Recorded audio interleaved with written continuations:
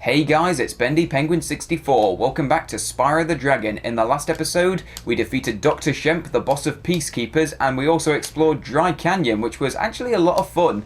Which was a very pleasant surprise for me, because when I was a kid, I remember not liking that level very much, because I don't know, I just don't like desert levels that much. Cliff Town, I remember this one. This one's decently fun. Yeah, I don't know, just when I was a kid, and really now as well, like throughout my whole life, I've never really been a fan of desert levels. I don't know why, they just don't really appeal to me. Like, I actually mentioned that in, I think it was Paper Mario Sticker Star, which I did back in 2013. Where's the time gone? That's amazing. Yeah, in my Let's Play of Paper Mario Sticker Star for the 3DS that I did back in 2013, I mentioned that I don't like desert levels because I find them boring. Like, I think I understand the reason why, actually. And okay, we got more of these angry soldiers that we saw last time, except now they're not actually going to be making any angry screaming sounds. And this is something pretty cool. We have these cooking pots that you have to flame in order to get a single gem out of them. Yeah, pretty nice. Makes a cool change from the gem caskets. But anyway, yeah, I think I've understood, like, I think I've recently figured out why I didn't like desert levels when I was a kid, and really why I still am not completely fussed with them now. It's because deserts, like, I don't know, in real life, there's not a whole lot of variety that you can find in deserts. Because, like, if you look at a rainforest, like, you've got all sorts of different things to look at. You've got a river, you've got trees, you've got like the odd cave and stuff. So that's pretty cool. In a rainforest setting and a bunch of other types of environments like space and things, you've got all kinds of different things to be looking at. Like with space, you've got like planets to explore, you've got the like deep space as well. You got black holes and like space stations and stuff. Rainforests, there's a lot, as I said. Cities, there's parks and like big buildings and streets and things. We got an egg thief here. Yeah, so in a lot of different level environments that you might see in a game, there's always going to be a lot of variety. But in deserts, like at least in real life, it's typically just big sandy hill, there's a lizard over there, but look, it's at the foot of a big sandy hill, there's a cactus right next to a big sandy hill.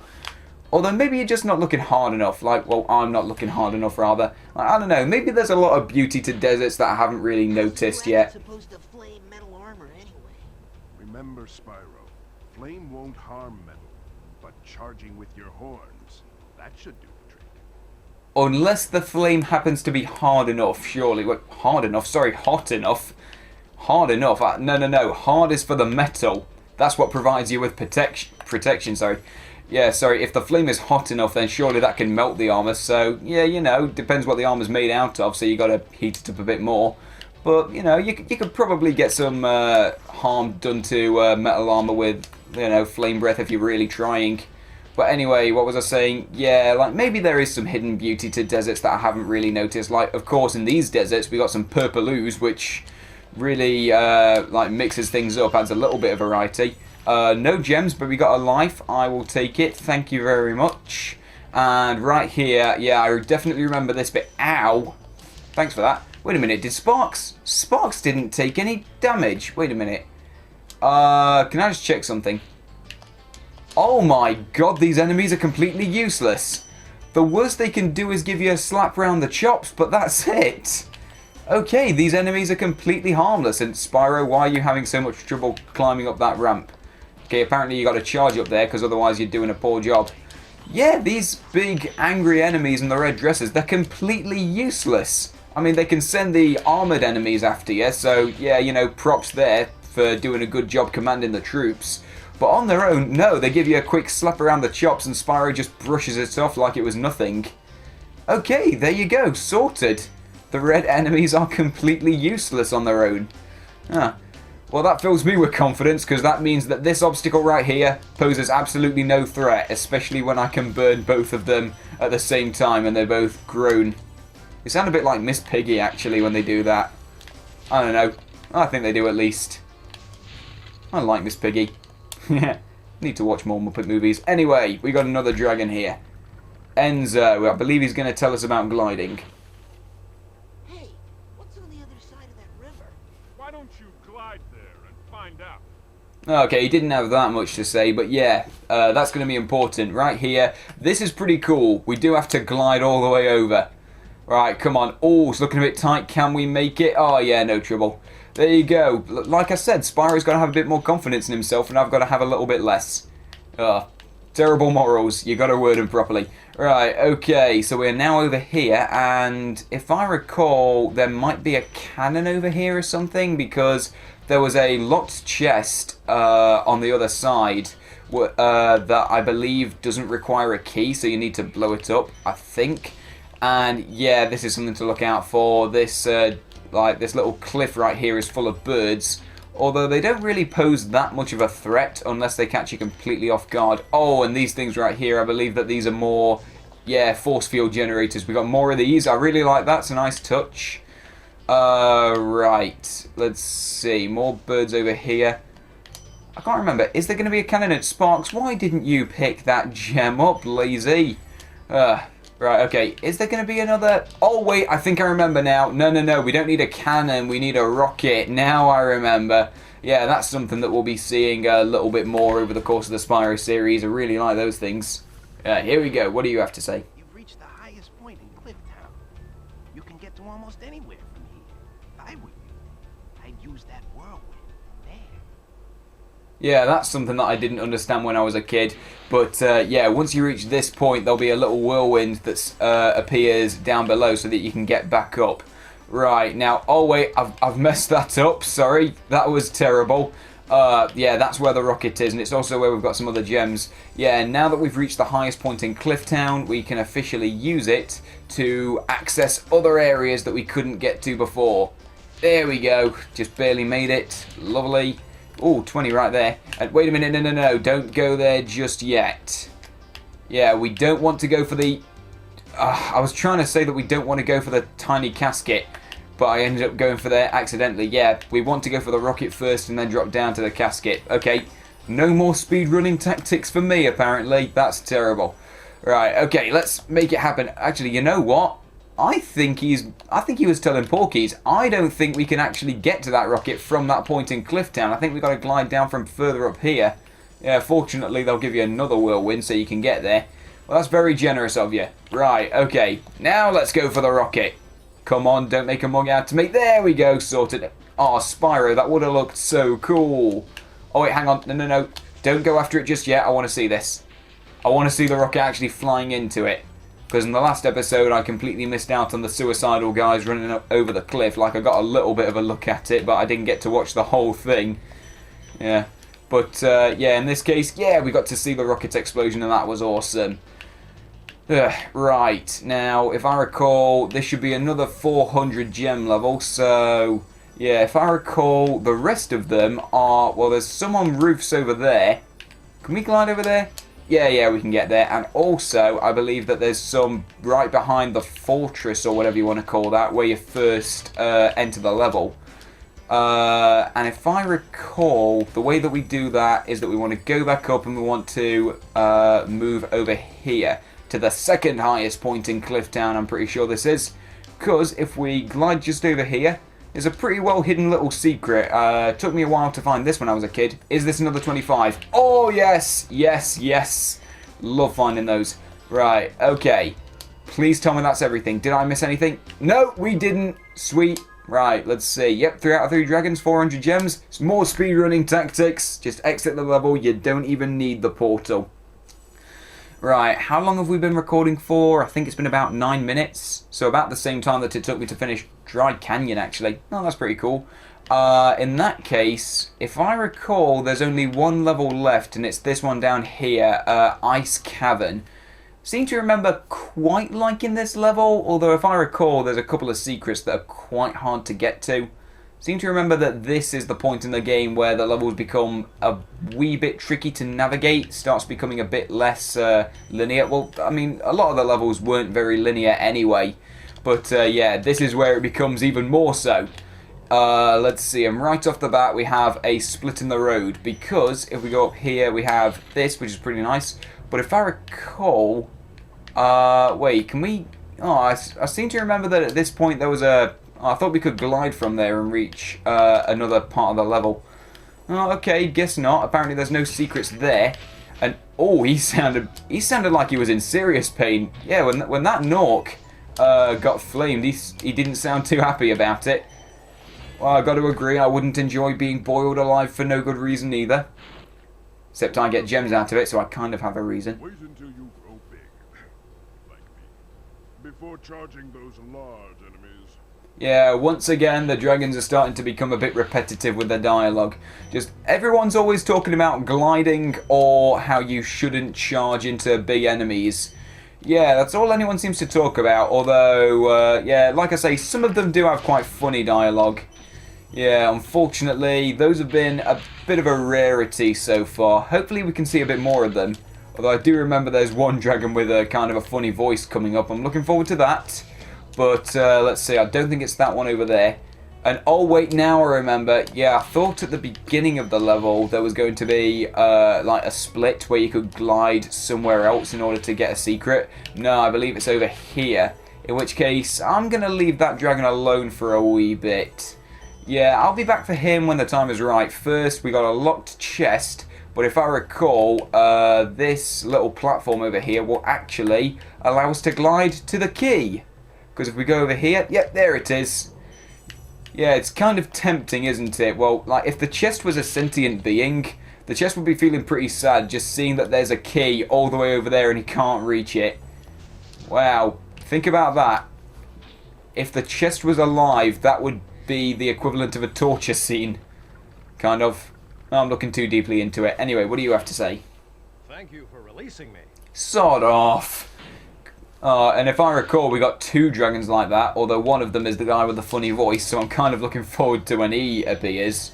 But, yeah, we're seeing quite a few lazy dragons now. Yeah, like I said, I can't remember how many of them there are, although there's definitely, I'm pretty sure at least, I'm pretty sure that there's 80 dragons in the overall game that we need to release. So, how many of them are lazy dragons? I don't know. Oh, I remember these guys. Now, this right here, this is pretty clever. Like, all of the dragons are constantly going on about how you shouldn't charge enemies wearing armor if they're big. But this is one situation where we have no other choice. He's covered in armor, we can't flame him, and he's big. So what do? Crash into him and let ice physics do the rest. It's actually really clever. Like, I really like that idea, just actually letting the ice physics work in your favor. Rather than having them screw you over, you can charge into enemies and let them get killed by it. Let's see that more often. I like that idea, having ice physics not be completely screwy. Right, okay. Next dragon, what do you have to say? Spyro, some big Norks up ahead are wearing armor. And in the ice cave, armor can make their feet very slippery. Yeah, unfortunately he doesn't have much to say in terms of useful information. Well, okay, that's very unfair. He did have useful information. The problem is that I learned it myself. Oh wait, we can't flame these, we have to charge him. Yeah, a couple of times in this level you'll see these big poles with gems hanging off of them. But whoops, nearly missed that. Okay, that was a bad idea. Almost like wandering off without collecting it. I almost forgot there's a chest here, isn't there, that I need to get. Okay, I'm doing a pretty poor job of keeping myself organised. I'm just kind of wandering off in a bunch of different directions. And I'm gonna risk missing gems. Okay, let's actually focus now. But if I recall, we have got all of the gems around here. I want to go back into the ice caverns just in case. Ow. Okay, lesson learnt. Apparently your jump height does actually decrease while you're charging. And I'm glad I came back in here, because, okay, there we go. There were a couple of gems that we missed. And it seems that the ice physics don't affect me at all. They only affect the enemies. I like that idea. Let's have that more often in games, where it's the enemies that are screwed over by ice physics rather than you. I like that idea. Let's make that a regular occurrence. Probably not, because this game's quite, like, when did this game first come out? First come out, rather. 98, I want to say. And I don't think anyone really took note of that ingenious design. Maybe a few games did, I don't know. Right, okay, if I recall, this is the dragon with the funny voice. Thank you for releasing me. Yeah, when I was a kid, I always thought that was dead funny. Just hearing that elderly accent saying, "Thank you for releasing me." That was a terrible impression, sorry. Right, now if I recall, we can't do much here. Okay, I take it back. I thought this was kind of an empty area that we couldn't do much with. No, I guess not. There's a whole bunch of gems here. And a life, I'll take it. And, oh yeah, I remember this. Just outside this door, little bit of a tease there. We got 2 of those life oysters. And I can't remember for the life of me how we get to them. There's a big roof over there and... I don't know, in fact, I don't think I ever figured out how you get to those. Like, when I was a kid, I played this game a lot. And I don't think I ever figured out how to get to them. Like, maybe there's a really obvious path that I'm not missing. Although, to be fair, lives aren't required for 100%, so there's no real reason to go after them. And wait a minute, how many gems have we got? I think this is going to be another 400 level. Okay, looks like we're going to have a lot of collecting to do in the very near future. Because this is only the second world, we're already going up to 400 gem levels.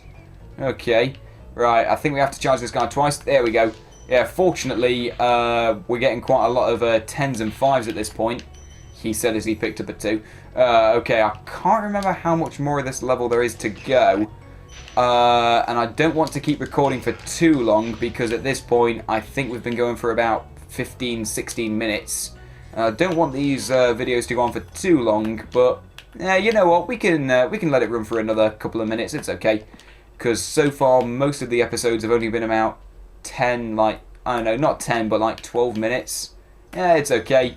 Sometimes people enjoy a slightly longer video, so yeah, well, it doesn't really matter anyway, because I believe that we should be coming up to the end of the level anyway. Yeah, in which case, looks like we're going to have a 5th dragon. Forgot about that. Yeah, okay, now we're getting into quite the big levels. As I said before, the levels are going to get bigger as we go along. I think I mentioned that. And yeah, this is definitely where the game starts getting a lot more... You've done well, Spyro. Sorry, didn't want to interrupt this guy. But I knew they were wrong. I'm ready, all right. Ready for what? We're not getting an answer. Sorry, I wanted to be quiet to let him get his word in, because I've been talking all throughout this video. What was I saying? Yeah, this is where the game starts getting a lot bigger. Like, the levels are going to get less linear, although they weren't that linear to begin with.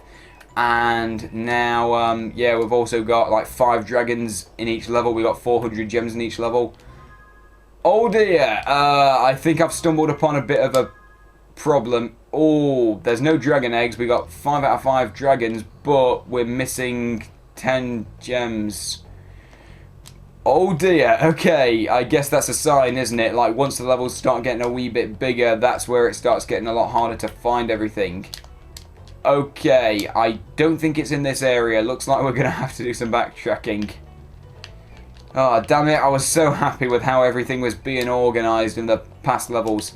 Alright, okay. Well, this is like episode 6 or something. Yeah, well, it was all going to go up in smoke eventually. Right, do I want to cut ahead?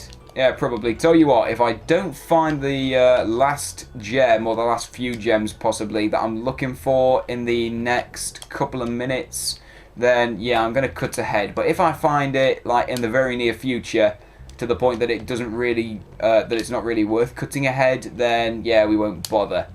So, let's see. Nothing out here. I'm pretty sure that I got all the ones where the chest was. So that shouldn't be important, although I can go back and check just in case. Ow. Sorry about that. Little bit of brain damage for the road there, Spyro. Let's see. Anything? No. Okay, there's nothing there. Okay, all signs point to it being back at the start, but if I get back to the start and still don't find anything, it looks like I'm going to have to cut ahead. Oh wait, here it is, found it! Yes, there we go, right there, sitting on the windowsill. Okay, very cleverly hidden, I'll give you that. Well, okay, it's not really hidden, the problem was that I just wasn't paying attention. But it's okay, there we go. That is Ice Cavern and Cliff Town all finished up. 3,000 treasure, we're making solid progress. And right now, that's it. Peacekeepers, as far as I know, is completely done. In which case, no more hanging around here. Gosnold the Balloonist should be able to take us to the next world. You might become a real... I am a real dragon. I got the wings, I got the horns, I got the flame breath, I got everything. You're just discriminating against me because I'm short, aren't you? Thanks for that. No one has any faith in him just because he's tiny. Seriously, everyone's always putting him down, except for that one guy who said people thought you weren't ready, but I knew they were wrong. Like, what a great dude he was. Right, okay, with that said, we're now entering Magic Crafters. I remember really, really liking a lot of these levels. Like, for me, the first world is pretty cool, the second world's kind of although I did really enjoy it over the past couple of episodes. Yeah, now we can officially move on to Magic Crafters. I absolutely love this world right here, it's awesome. And while I'm in the neighbourhood, could end the episode now, but I haven't saved yet, so before I go after that thief, oh, there's a guy in armour right there, sorry, forgot to introduce him, I'm just going to release a dragon so that I can save. Welcome to Magic Crafters. I want you to release the dragons, reclaim our treasure, and recover the eggs from those pesky blue thieves. Well, I'll be happy to oblige you, my fine fella. Oh, that sounded terrible. I was trying to, like, roll my L for a second like he was doing with his R's. Can you even roll an L? Forget it, it doesn't matter. Anyway, just wanted to save that guy so that I could actually save my progress because I hadn't done that yet. Okay, there we go. There's a thief mocking me right now. Thanks for that. Anyway, yeah, there we go. We finished Ice Cavern and Cliff Town. There's a thief keeps laughing at me. Shut up, I'm pausing the game. You're distracting me. So with that said, we started Magic Crafters. This is definitely a good point to end the game. End the game? That's terrible. No, end the episode. No, we're not even close to ending the game yet. We're going to cut it here because we got quite a bit done. Next time on Spyro the Dragon, we explore Magic Crafters for a bit and get at least one of the levels finished, hopefully. Thanks for watching, and I'll see you guys next time.